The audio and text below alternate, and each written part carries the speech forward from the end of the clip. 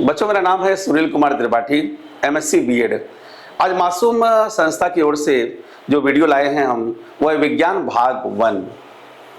बच्चों, इस वीडियो की शुरुआत करने से पहले एक बहुत ही बेसिक ज्ञान देता हूं आपको मैं। सब्जेक्ट का नाम है विज्ञान। बच्चों, विज्ञान का मतलब ही है जो ज्ञान देता हो। इस वीडियो में ज्ञान लेने से पहले बच्चों एक बहुत ही बेसिक चीज बताता हूं। बच्चों, अगर आपको याद हो, बचपन में जो भी आपने कहानियां सुनी हैं या पढ़ी है, वो आपको अभी भी याद होगा। और इसका तरीका है, क्यों याद है आपको? इसका मात्र एक तरीका है, जब टीचर बोलती थी ना, तो आप भी उसे कई बार बोलते थे। अगर बच्चों ये विज्ञान सीखना हो, इसका एक ही तरीका है, कॉपी और पेन लेके बैठिए। जो मैं कहूंगा कोशिश करिए उसे कई बार कहने की। बच्चों, कई बार कहने से होता ये है, जब हम कहते हैं तो बातें कान में जाती हैं और कान सीधा कनेक्ट होता है ब्रेन से। अगर आप बोलेंगे तो आवाज कान में जाएगी और कान से सीधा ब्रेन में जाएगी और वो ब्रेन में कई समय तक आपके रहेगा। तो बच्चों, ये ज्ञान लेने से पहले पेन और कॉपी निकाल के बैठिए। शब्दों को कई बार बोलिए आप भी, आपको ये आसानी से विज्ञान समझ जाएगा। बच्चों, इस वीडियो में प्रश्न 1 पूरा हम कवर करेंगे।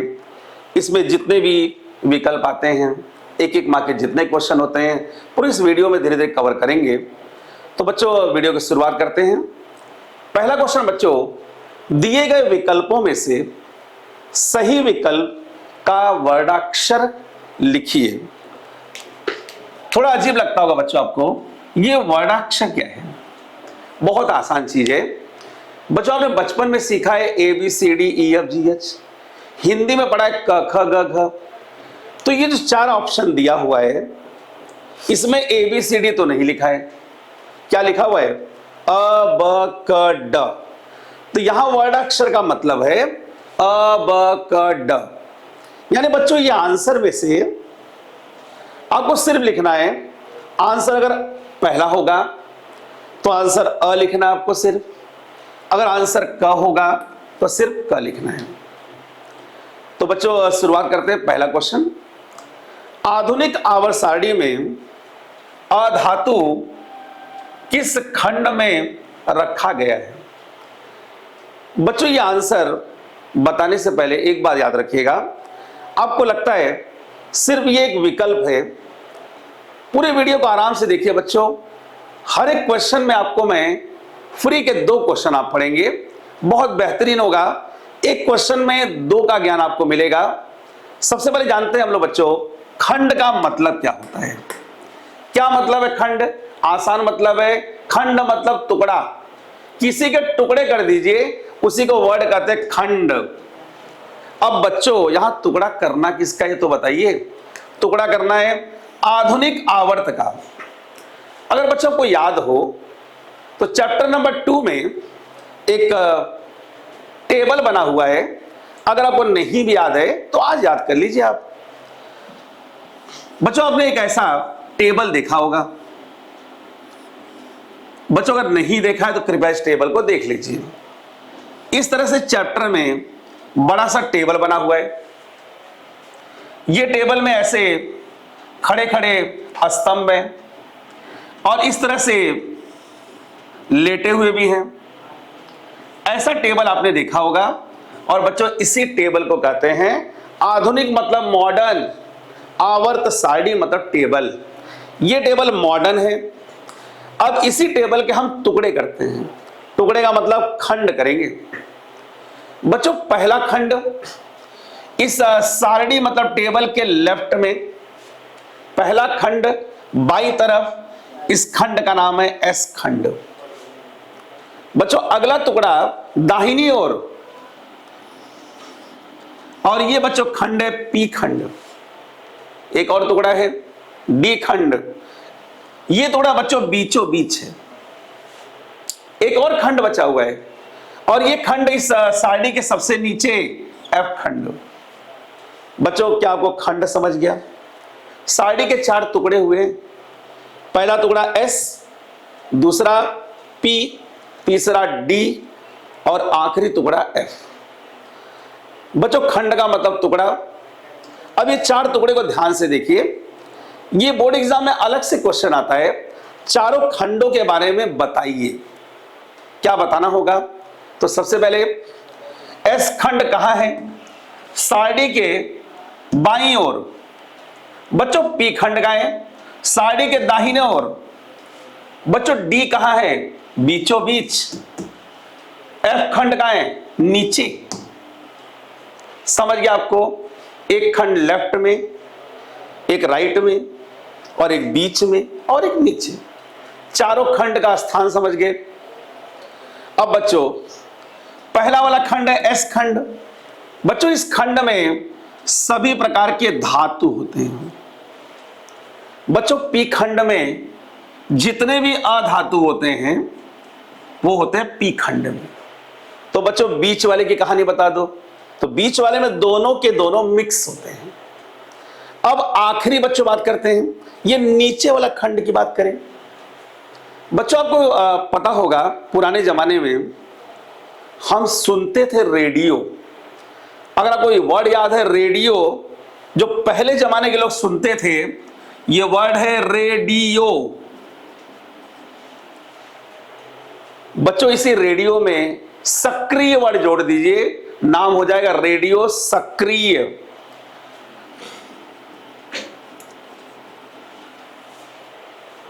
बाईं ओर धातु एस खंड में, पी खंड में अधातु, डी में दोनों, और एफ में रेडियो सक्रिय। आते हैं बच्चों सवाल पर। सवाल बताना है बच्चों आपको अधातु कहां रखा गया है। टेबल में देखिए और खंड ढूंढिए कहां है ये। तो आंसर मिला आपको पी खंड।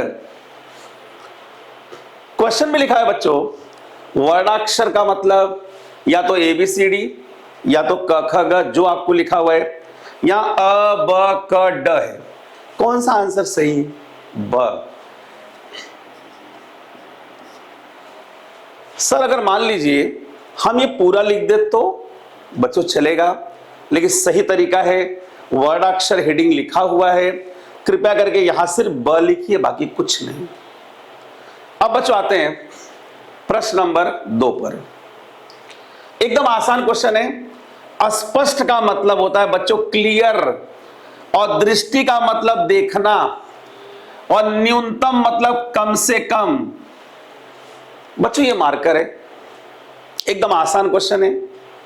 अगर मुझे ये मार्कर क्लियर दिखता है तो ये दूरी आंख से माप लीजिए, ये दूरी होगा 25 सेंटीमीटर।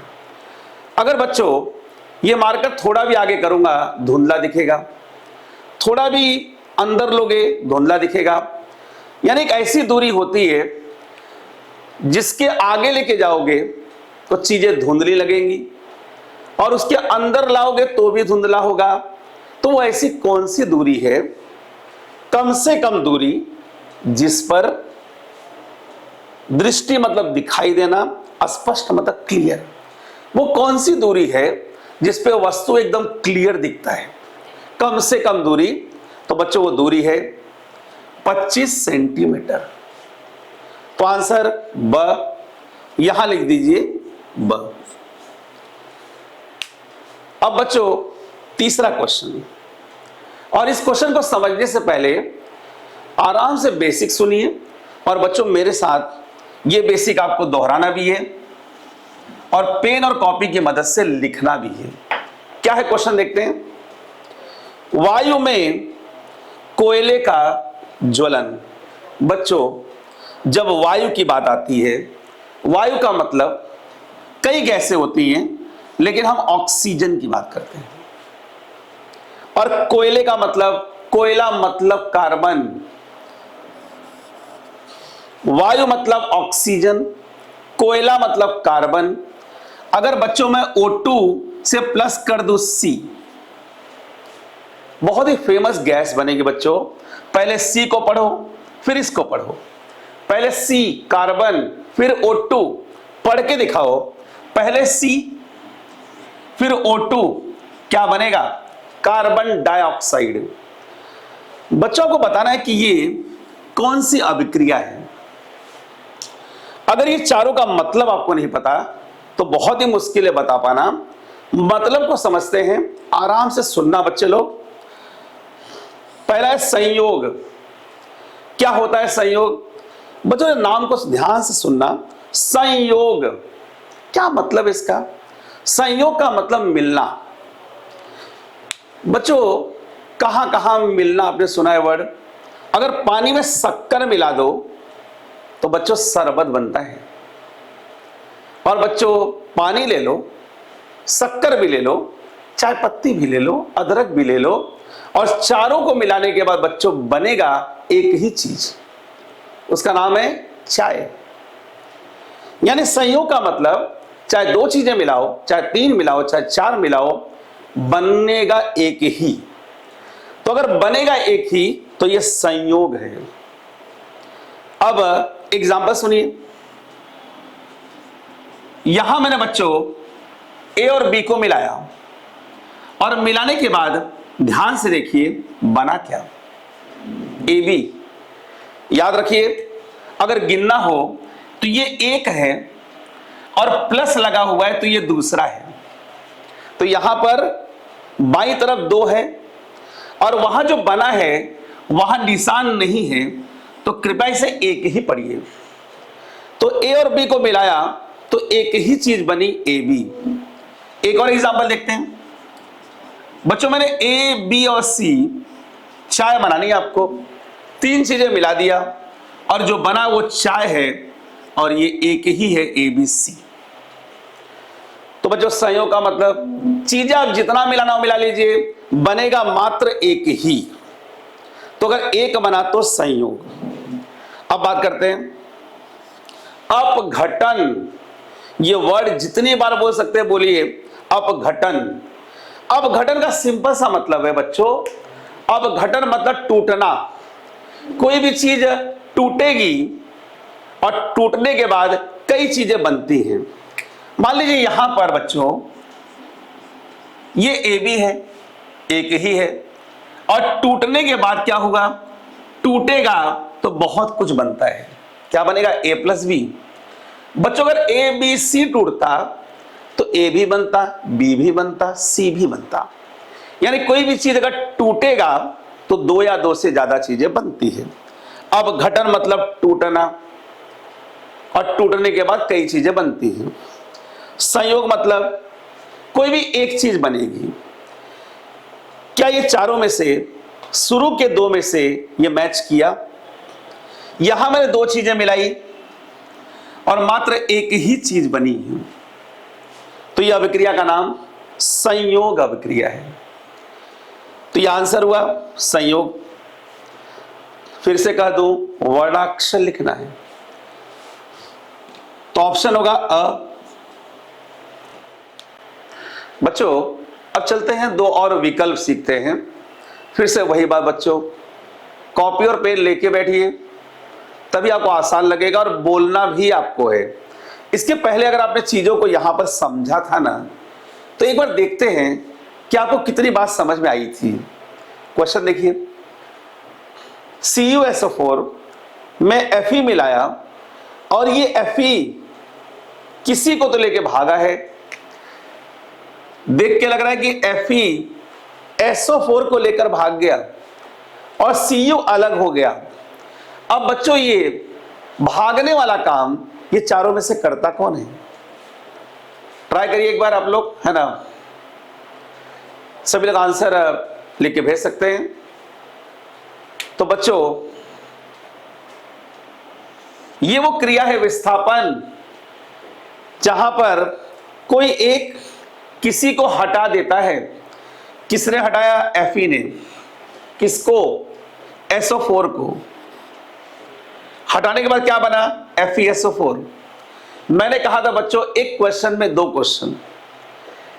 ये एग्जाम में अलग से एक मार्क का क्वेश्चन आता है बच्चों। क्या है क्वेश्चन? देख लीजिए। आपसे पूछेगा बताइए क्या प्लस क्या बनेगा। अगर आपने समझा है बातों को तो देखिए FeSO4 बनेगा, और क्या बच गया? Cu, तो बनेगा FeSO4 और प्लस में Cu। ये अलग से 1 मार्क का क्वेश्चन आता है, अगर आपने समझा है तो आसानी से कर लेंगे। कुछ नया आपको लगा, ऑक्सीकरण, आसान है, नाम पढ़िए, ऑक्सी। बच्चों ऑक्सी मतलब ऑक्सीजन, ऑक्सीकरण का मतलब जिसमें ऑक्सीजन जाके जुड़ जाए उसे कहते हैं ऑक्सीकरण। अब बच्चों आते हैं अगले क्वेश्चन में, क्वेश्चन नंबर 5। धातु को आधुनिक आवर्त सारणी यानी मॉडर्न पीरियोडिक टेबल में कहां रखा गया है, किस खंड में? आधुनिक आवर्त सारणी में धातु को कहां रखा गया है, किस खंड में? अगर बच्चों को याद हो, पूरे टेबल के 4 टुकड़े आपने किया है। अगर किसी को भी याद हो ये 4 टुकड़ा, याद करिए। बाईं तरफ एस खंड, दाहिनी तरफ पी खंड, बीच में डी खंड और नीचे एफ खंड। यहां धातु अधातु दोनों मिलाकर, और ये रेडियो सक्रिय पदार्थ। तो धातुओं को किस खंड में रखा गया है? आपको आंसर मिल गया होगा, एस खंड। आपको सिर्फ आंसर है बच्चों अ लिखना है। ऊपर आपने किया है बच्चों, उसी तरीके से देखिए मैं टिक मार्क किया है ब पर, तो आंसर में ब लिख लीजिए। अब बच्चों मन में सवाल आता है, सर इस क्वेश्चन में आपने अलग क्या बताया? ये क्वेश्चन बच्चों 4 मार्क्स के लिए अलग से आता है। 4 खंडों का वर्णन कीजिए। क्या बच्चों आपको हर खंड के बारे में 2 बातें नहीं मालूम है? बताइए एस खंड कहां है? सारणी के बाईं ओर, मिल गया। दूसरी बात, क्या रखा गया इसमें? धातु को। पी खंड के बारे में 2 बातें, कहां रखा गया है? दाहिनी ओर। इसमें क्या आता है? अधातु। डी खंड कहां है? बीच में। एफ कहां है? नीचे। आप थोड़े से पॉइंट लिखेंगे, आपको नंबर भरपूर मिलेगा। तो बच्चे लोग विज्ञान शब्द ही ज्ञान को बढ़ाते रहिए, सुनते रहिए, एंजॉय करिए बच्चे लोग।